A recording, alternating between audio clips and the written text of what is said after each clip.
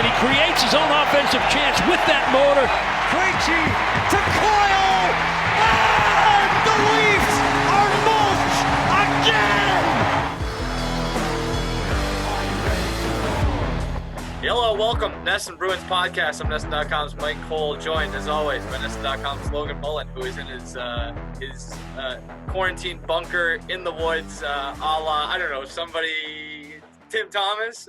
Maybe Tim Thomas. You know, I'm not going to make light of that. You know, that I was told that joke flopped. It was a good joke. It was a good joke. Well, but, you know me, I'm sensitive, so it I'm not played going to better. try again. Played better the first time before you messed up our entire project here. We'll say it was a sign from God that my microphone sounded crunchy the first time around. Fair enough. So, we're back.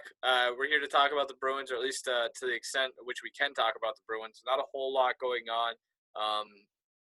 We are in a holding pattern here with the NHL season being paused. We're just kind of waiting for more information, and it doesn't sound like there's going to be a lot of positive information, at least not in the near term. And that's to be expected. I mean, I think even now we're seeing here in America where we're about to enter the real suck, which is not to minimize everything else that's gone on, but it feels like it's going to be a pretty tough couple of weeks. So hockey is kind of on the very far back burner for a lot of people. But the update recently was, do you have the date off the top of your head? Is it the middle of, we're into mid-April in terms of the quarantine period for the NHL. They told teams to continue to self-quarantine through the middle of April, if I'm not mistaken. Yep, April 15th. Right. So April 15th is the date, and it very well could end up being longer too. I'd Sure. actually be very surprised if it was not longer than April 15th. yeah, and I think as we're starting to, people were criticizing. What's that? That's 2 weeks from today. We're recording this on Wednesday the 1st. I do not see things making such a dramatic turnaround the next 2 weeks that we're bringing guys back to their respective cities. No, and I think things might have even been complicated a little bit more on Monday or Tuesday. What's today? Wednesday? Today is Wednesday. So on Tuesday, Toronto announced that they are not allowing anything to happen through June or into June. They said that that's, that doesn't include sports, but I think it's an important thing to note that's just going to complicate things. So we're kind of we're in the long game here. And I think if there is going to be hockey again at some point this season, it probably won't restart until what looks a lot more like summer than spring. Yeah, and my take, and I'm sticking to, is I think hard cutoff, no matter what, would be June 1st. If there's not some sort of direction by June 1st, I would be very surprised if there's any type of tournament or conclusion to the current season. I understand why Toronto extended it all the way out to June 30th. Like you said, it does exclude professional sports, and they always could amend it if it was changed for the better. But I would say June 1st. That's where I've stuck, is if we don't have this thing turned around in 2 months. Because obviously there's the health concerns and all of that is just understood. But at the same time, once you start, like it's not like you can just say, all right, we're good to go, we're back playing. Like there's going to have to be a ramp up period. Guys aren't going to be able to say, okay, you're reporting on the 1st of June and your next game's going to be June 3rd or something like that. So after a while, just the logistics of it no longer become feasible, especially if they don't want to compromise the 2020-2021 season, which I don't get the impression they do. Yeah, I agree. I think that's a smart play at this point too. Everybody's going to be, taking a haircut here, which is probably a bad analogy to use considering none of us can get our haircut right now. But you're going to lose money no matter what. And I think at a certain point, it's like, I understand where everybody's coming from with this and trying to make the most amount of money or try to lose the least amount of money. But I do think that at a certain point, it's like, well, are we really going to play hockey into, August and then still have a full season next year? It's just somebody's got to make a decision at some point, and I don't think anybody wants to be the first one to make that decision. I also don't think there's a point for any of these leagues to make a decision right now. I've seen a lot of people calling on this is one thing that's really annoying me is Twitter trolls calling on leagues to just make a decision now. That makes no sense either. There's a lot of money here, a lot of money at stake for players, owners, fans, everything. There's a lot at stake. So take your time. You obviously don't want to rush back into it, but I also don't think you want to rush into a cancellation because, I don't want to sound too pie in the sky, but you're a couple, big, lucky breaks away from making some sort of progress here. I don't know. And, maybe in the next month or so, they figure out something to make this a possibility, whether it's playing in a remote location. I don't know. There's a lot of different things that you can figure out in the next month or two before you really make that decision. But I'm with you. I think June 1st probably has to be some sort of cutoff date, maybe even before then, to get it back up and ready by June 1st, where you're restarting your training camp by June 1st. I don't know. So I guess we could wrap this up with we can kind of touch on this every week if we want. Scale of 1 to 10. How confident are you that there will be hockey again this season, with 10 being a certainty and 1 being no chance? A 4. I was going to say I'm at a 3. So I don't think there's a lot of confidence there. It's a bummer. I think it's especially unfortunate for the team that we chat here most about, the Bruins, because how good they were playing and where they were where they are in the standings and the makeup of their roster. So hate to start the podcast on such a down note, but that's kind of just where we're at right now. It is the unfortunate circumstance. We haven't had any good news, like across the board. That's, I think, the most disheartening thing for, I don't want to make light of anything. I'm saying that in a somewhat joking manner, but like the worst part about this, other than obviously the death and everything, but like in terms of a mental standpoint, is like the uncertainty is just, it's the worst. Like we can't sit here and be like, well, Memorial Day, we're all going to be done with this, so let's just get to Memorial Day. That's what I'm having a hard time with. Like, if I'd be in a much better headspace if I knew, like, okay, I just have to, I guess, gut it out. Like, that's a bad terminology, but like, just, suck it up for another 2 months or whatever. But the unpredictability is, the real killer or pain in the keister of all of this. But again, well, we're healthy, right? Yeah, so right. Who are we to bitch about it? But right. So until then, we'll kind of operate until we hear otherwise. We'll operate as if there's a chance, albeit however slight we might see it, that there will be a return. But until then, we kind of have to find ways to fill airtime and chat about the Bruins every week. So I think we got lucky this week. There is some news, if you want to call it news, stemming from the goaltending situation. I guess we can just use this week as an opportunity to kind of discuss the state of the Bruins goaltending situation currently, moving forward in the the near future and maybe even the long-term future. But we'll start with, I just have to pull it up here real quick. Tuukka Rask made some news this week talking to the Globe.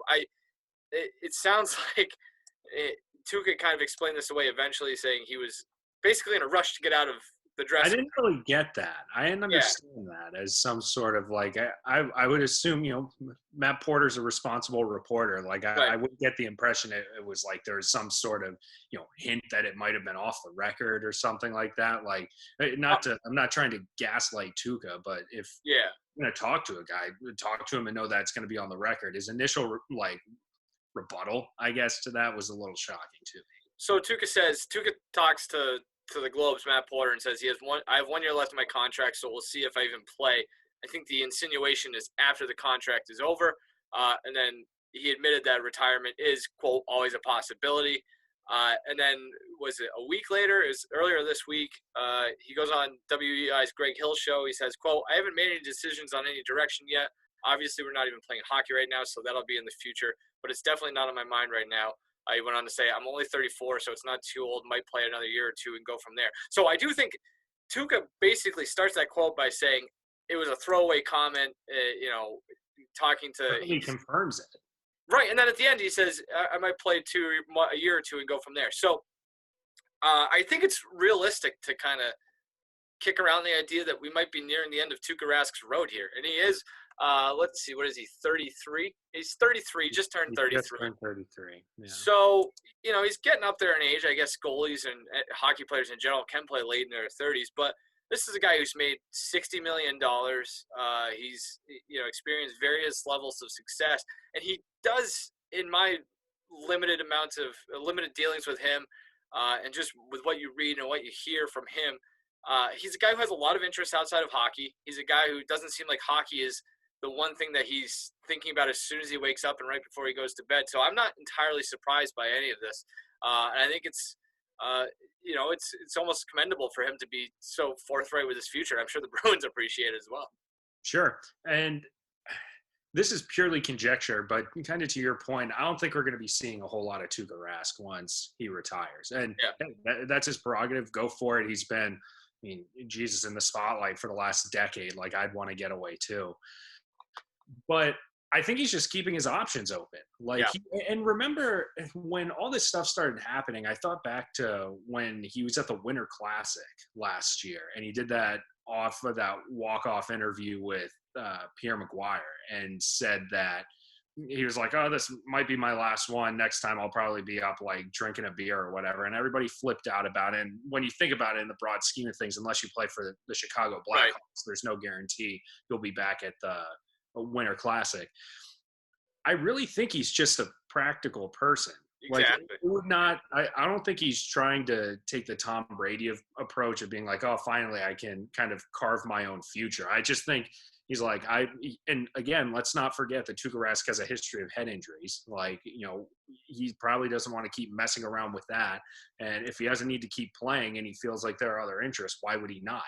And I know we're speculating about a guy's future that, we're not inside his head, but just, judging by what we know about him and how he operates and just kind of his general disposition, it doesn't seem like he's trying to be coy or weird or deliberately deceptive. I think he's literally just keeping his options open. And he also said in that interview with Matt Porter that when he's done, he's not going to go back to Finland and play for a couple more years in Finland. Like, when he's done, he's done.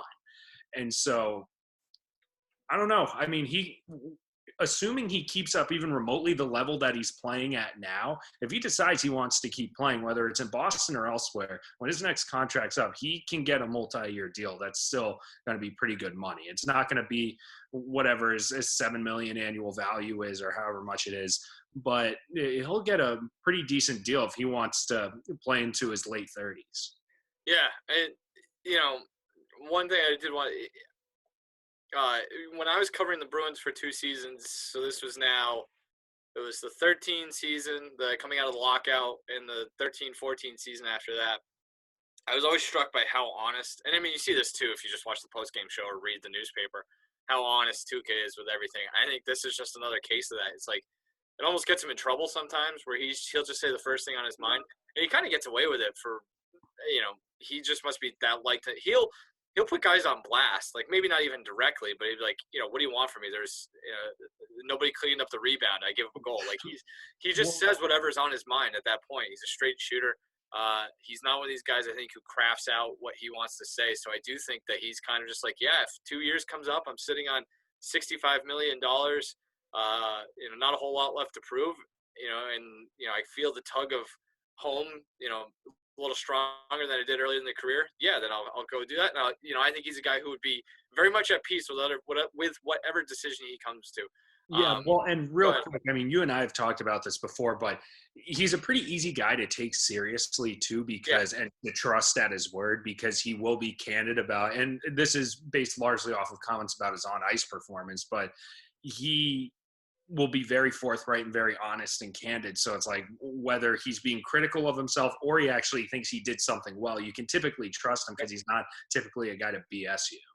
Yeah, and I do think, too, he's another kind of guy where, you talked about Brady earlier. I do think there are similarities here where it's and actually, Brady said this on a WEEI morning show as well a few years back. He says, when I suck, I'll retire. And I think if Tuukka thinks his game is slipping at all, that's when he probably walks away. I don't think he's at that point yet, though. I think that's very clear. He's coming off of what would have been he would have won the Conn Smythe had they won Game 7 of the Stanley Cup last year. He's having a tremendous season this year. We had him as our number 1 or number 2 candidate to win the Vezina this year in our awards show last week. So he's still playing very well. And I still, if you're from the other side of this, if you're looking for reasons for him to come back, I mean, his name is on the cup, but it's not as a starter. I think that I wonder, that's the big thing. It's like, how much is he driven by that? How much is he driven by being the goalie who leads a team to a Stanley Cup, especially given some of his shortfalls in big situations? If that's something that motivates him, then maybe we'll see him stick around for a little while longer. And I also wonder how, something like this maybe affects his mindset, where if this season gets called early, it's like, maybe it's just not that. I don't know. It's interesting to there's going to be a whole lot of repercussions from what this season ultimately ends up as. So I think he's going to kind of have to make those decisions. But I do think the allure of winning the cup, if that's a driving factor for him, I think that kind of keeps him in the loop probably past his contract. But again, who knows with him? Yeah, and the goalie market's in such an interesting place right now too, where teams are splitting time with guys more and more often, so you can get a good deal even if you're playing 40 to 45 games in the season. So it's not like if he were to ever leave the Bruins, I don't know if that's something he would even have interest in, or if he's just like, this is where my life is now. But I mean, he could go and get a pretty nice deal somewhere where he thinks he can contend and actually get a cup himself and lead the charge. And that very well might be Boston, and probably will be Boston in terms of goaltending needs. But I don't know. I just don't get the impression he feels compelled to keep playing if he doesn't want to. And I genuinely believe he does not know what he wants to do. I agree. Yeah, and I think he's an interesting case too, because you want to talk historically. It's like, Hall of Fame candidacy is still there for him to kind of go and get. I mean, he goes out and wins a cup at some point here in the next 2-3 years. He walks away as the best goalie in Bruins history. Like, that's still all on the table. I mean, he probably does anyway, but like, it's wild. It's going to be a very fascinating thing to kind of watch moving forward, because he's got so much at stake and there's so many balls in the air for him. But at the same time, he's a guy who doesn't seem to care about the things that the rest of us care about. So, it's hard to kind of pinpoint. But he's still, playing out of his mind. Like, he's just as good as it gets. And, I think he's earned the right to make that decision for sure. Right. Yeah, absolutely. All right. So I guess, where I'm trying to just project this moving forward, I would imagine he's going to be the goalie this year, obviously. Going to be the goalie next year. Down the line, feels like even if he walks away, the Bruins are in a pretty good position. Yeah, well, this is, I think they are, but it's also a pretty uncertain time, right? And that's why I would have the suspicion that Don Sweeney, sooner rather than later, is either going to or going to need to approach Tuukka Rask about what his next step is, because they basically have, Jarro Halak's going to be an unrestricted free agent after this season. Rask will be an unrestricted free agent after next season. Dan Vladar, who's the most NHL-ready goalie prospect that they have, is an RFA this summer. And Max Lagasse, the veteran, he's late 20s goalie that they signed to a two-way deal and has also been playing very well in the minors, is an unrestricted free agent, I believe, after this season. After that, you have Jeremy Swayman, just signed his ELC, and Kyle Kaiser, who just finished his first professional season, didn't go very well, filled with injuries. The overarching point here is that goaltending prospects are pretty fickle, right? Like, we thought Malcolm Subban was going to be the next great thing, and he's carved out a decent NHL role for himself, but he wasn't what we thought he was going to be, right? Well, sure. He wasn't what a first-round pick should have been. He was a late first-round pick. Right, and that's the main thing here. It's like Malcolm Subban's career ceiling at this point is certainly not a primary starting goaltender. So I guess my point was, in terms of assuming that they keep those guys signed at least for the next 2 or 3 years and kind of keep this stable of young goalies intact, I think you're in a good spot where you don't have to, overextend, whether it's through the draft, free agency, or trade to get a goalie. I think, especially as the, how teams construct their rosters evolve and how they, spend their money on goaltending, I think it's good to have you're probably better off at this point having a bunch of really good options than one very, very good option that costs you a lot of money. So I think they're well positioned to kind of build that out moving forward, at least if they can continue to be a strong defensive-minded team in front of whoever's playing goalie. Yeah, well, and that's where I will be curious to see what their approach is, in the short term at least, because they've kind of put themselves in a position pretty much the last 3 seasons now, between the Anton Khudobin years and the Halak years, where they like having a guy that they more or less can split Tuukka Rask's playing time with. I have been under the mindset, the impression, whatever you want to call it, that is going to have to be their plan, at least through the rest of Tuukka Rask's contract and possibly as long as he plays. Like, I think gone are the days of watching Tuukka Rask play 65, 70 games in a season. So are you going to and this is thinking just short term, are you going to let Halak walk and roll the dice with Dan Vladar, who was best goalie in the AHL this season, but an unproven NHL product, and all of a sudden, whoops, he can't hack it in the NHL, and you basically left yourself up the creek because Tuukka Rask has to become a workhorse again, and the play drops off. So the prospects at this point, I think a lot of this hinges on what happens with the backup this year.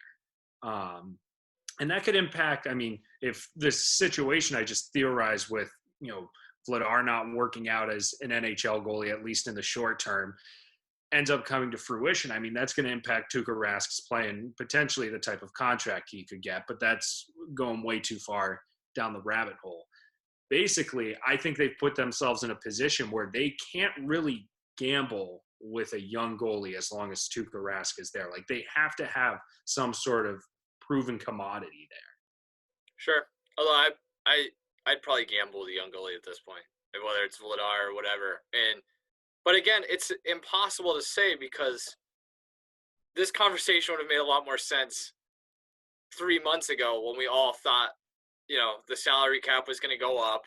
We all thought we were going to have 82 games sample size to make our decisions on. So now who knows how Jarl Halak's free agency gets affected, and who knows how the Bruins cap situation is affected going into next season, because you are potentially missing out on all of these games, and the cap, which we thought was going to go up maybe even substantially, could, who knows where it's going to be at. And that's going to affect a lot of roster decisions. And I think, so it's kind of hard it's a bad way of leaving the discussion, but that's kind of just the reality of it right now too. That's why I think maybe Vladar makes more sense, because it seems a little more certain. I don't know. They might not have a choice. Yeah, but nothing's certain at this point either, so who knows? Right. Anyway, 3-4 years from now, who do you think the Bruins starting goalie is? I'm throwing you an alley. You need to finish the oop. I think Jeremy Swayman probably. Thank you. Yes, exactly. Which brings us to the next part of our podcast. You wrote it very long and very interesting. I will give you credit. You should have led with interesting. I know. I knew that was going to chap your ass. That's why I went with long first. But you did write a very good profile of Jeremy Swayman, so he's from Alaska, correct? Yep, from Maine. He went to UMaine. He's very good. He's good. Yeah, he's up for the Hobie Baker. He was one of the 10 nominees.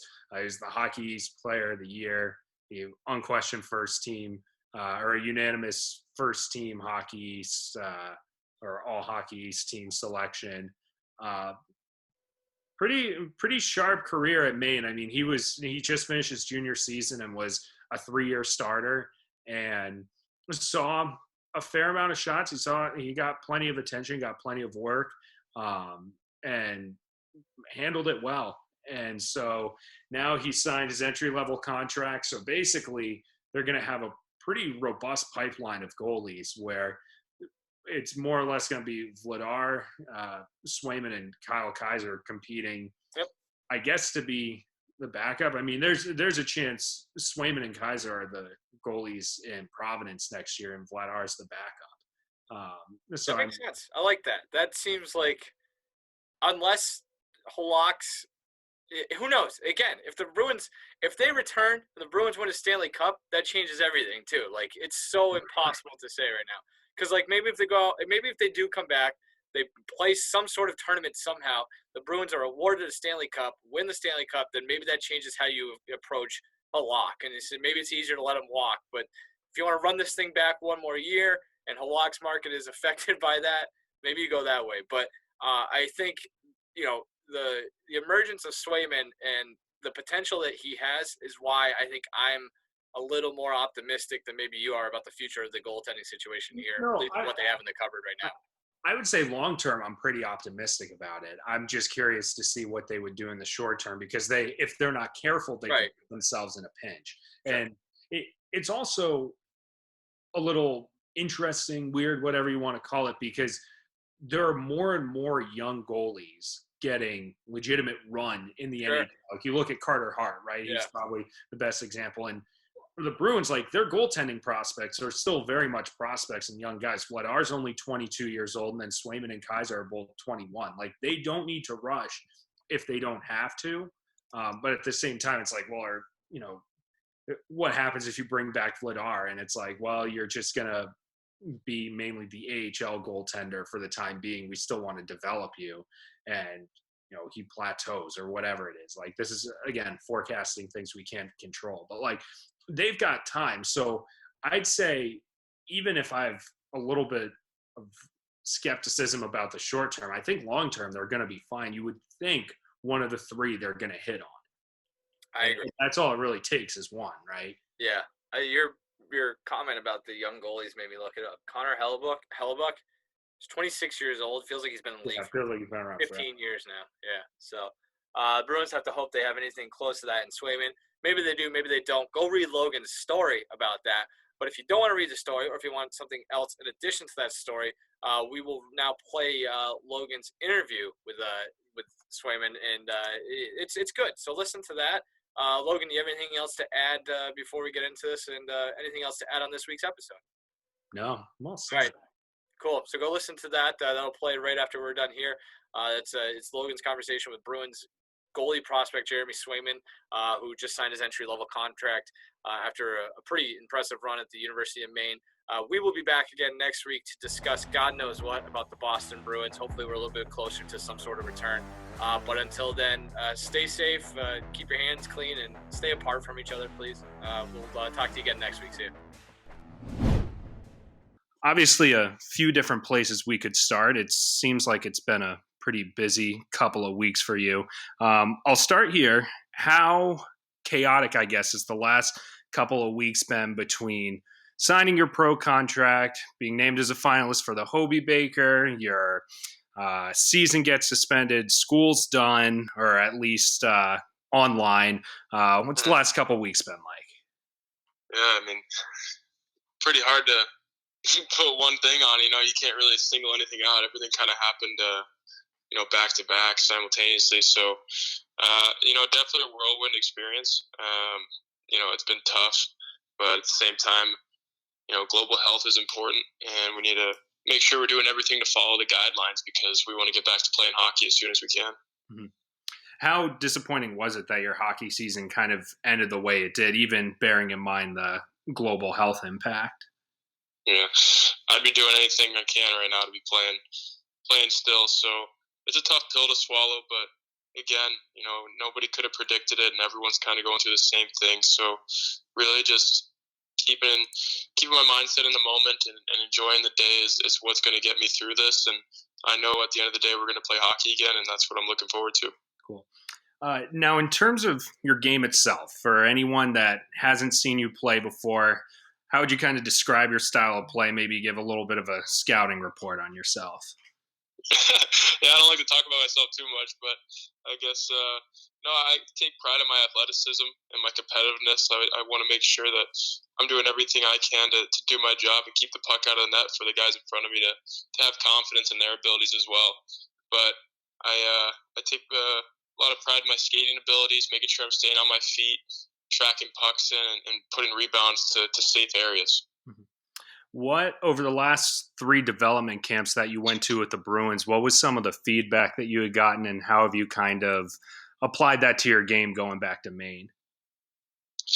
Yeah, I'm pretty fortunate to be a part of such a great organization with the Bruins, and being my 3rd development camp last year, every year has been such a great thing to take in, and I go in as a sponge and soak up everything I can, and I've been welcomed with open arms every year by the prospects, the staff, and everyone involved. So hats off to them.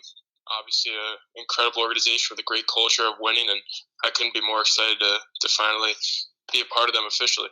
Yeah. So what made you decide that this was the right time to go pro? Kind of how long had this decision been on your radar in terms of timing, and when did you finally sort of make that decision that, all right, this is the time? Yeah, it is a tough decision to leave college early, especially Maine being such a great program to be a part of, and we've had success there in my years. And it was definitely a tough decision to make, but I talked with my advisors and my mentors, and of course my coaches, and we all agreed that I did what I needed to do at Maine, and I got the experience I needed, and I have a mindset of a pro now, and I couldn't be more excited to finally make it official. But again, I feel that I'm completely ready to face a pro mentality, and I couldn't be more excited about it. How do you typically spend your off seasons, and with not only the season ending a little bit quicker than many expected, but also the fact that you're turning pro? Is that going to change at all? I always like to change it up. I want to make sure that I'm doing everything I can to be on top of my game, and whether that's changing my diet a little bit, making sure I'm doing different things to get my body in check. Obviously there's a longer season with pro, more games, and so I really got to take care of my body. But I know I have a good formula. I know what my body needs in order to prepare for a season. And honestly, if that's stepping away from the rink and getting into the mountains, which I love to do, I'm a big nature guy, that's what I do. And I look forward to that every year and making sure that I'm really resetting my mind and going into the season fully prepared. So I had talked to a couple of your coaches about your development over the last few years, and both of them had mentioned that a lot of it's been the mental area of your game, the confidence kind of growing in that area. How have you seen, just through playing and the experience that you've gotten, yourself sort of grow in that regard? And are there any other areas where you've kind of seen yourself really develop over the last few years? Well, a lot of that credit goes to my goalie coach, Alfie Michaud. He really took me under his wing, and he made a great guideline for what it's like and what it's meant to be a pro hockey player. And every year we worked on that and making sure that I'm staying in the moment, not making a game bigger than it really is, and truly enjoying the sport, which it is the greatest sport in the world, in my opinion. So that's been pretty crucial for me. And I know this year alone, I've definitely seen big strides made, just enjoying the game and really having fun with it. And obviously that came with some success, so I was really happy with that. Those strides that you made this year, was that sort of just the path of you growing up, or was that a certain, jump that you made? What kind of sent you to that, what seems like the next level this year? Absolutely. Yeah, a lot of that doesn't happen without the experience that I had through junior hockey and obviously my freshman and sophomore year. I had to make the mistakes I did in order to get to where I am now, and because of that, I feel that I'm a lot better than I was, 4 years ago. So that doesn't happen without the experiences that I had. And of course, goaltending, it takes a little while for goalies to mature, but I want to do it as fast as I can, but it's also as efficiently as I can to make sure that I'm ready for the next level. When did you find out that you were up for the Hobey Baker, and what was your initial thought and reaction to that? I think I found out right when they announced it.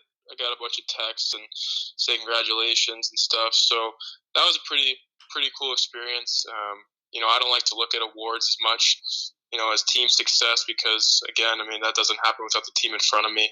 And it is really humbling to be a part of such a prestigious group. Obviously the other 9 players in that list are all deserving of this award. So again, being in that conversation is a pretty special feeling. So you found out from other people? Yeah, it was other people. I think my coach texted me, and then Twitter went off a little bit. So yeah, it was pretty cool. Okay. So obviously things change a little bit when you go from college into the pros, not just in terms of the game, but also the attention that's on you. And I think with the future of the Bruins goaltending situation being what it is, a lot of people are going to look at you and Dan and Kyle and those guys as, the future. Now, how have you kind of prepared yourself to be equipped to handle whatever pressure comes with playing in Boston, possibly playing in the NHL, and everything that goes with that? Well, that's my ultimate dream since I was a kid. I've always wanted to play in the NHL, and I really don't want to let anything get in the way of that. And so that's just me and my competitive demeanor. But at the same time, I know that if I do my job, it's going to take me to where I want to be, which is at the pro level and playing for the Boston Bruins. Is there anyone you model your game after?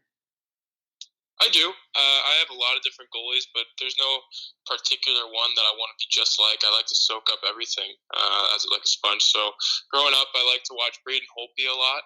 His athleticism, his ability to track the puck, and now just in today's world, the young goalies are coming out and having success in the league. Like Carter Hart, I got to watch him at World Juniors one year, and obviously having seen him playing for the Flyers now, he's had good success. And then the Jordan Binnington, who came into the league, he's had good success as well. And really, I really keep an open mind on those things, and want to model my game after the best.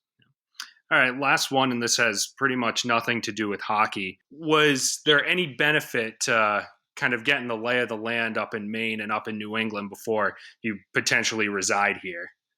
Yeah, absolutely. Well, what's funny is the way I got to Maine was the recruiting process, and the coaches must have heard somewhere that I was a big nature guy and that I loved the outdoors. And our first conversation had nothing to do with hockey. It was all about how that Maine had, great trails and good fishing and good mountains. And so that was a pretty big separation factor for me. And I knew right away that I was going to love Maine. And so getting the lay of the land up in Maine and New England area was perfect in my opinion. I definitely feel at home there, just growing up in Alaska and having the space that Maine does, and now traveling all around playing New Hampshire, Vermont, Boston colleges, different Boston schools is pretty cool. So I'm definitely familiar with the land there, and I love it. Do you have any favorite trails in Maine or New England yet? Well, yeah, I did Katahdin with my dad my freshman summer, and that's a butt kicker. Yeah, I was pretty impressed. I thought Alaska had it all, but Maine definitely packed a punch with Katahdin. Sounds good. Well, I appreciate it, Jeremy. Thanks for taking a few minutes. Good luck with your homework and the rest of the semester, and then we'll see you up here in due course. Awesome. Sounds great. Thank you. Yep. Take care, man. All right, you too.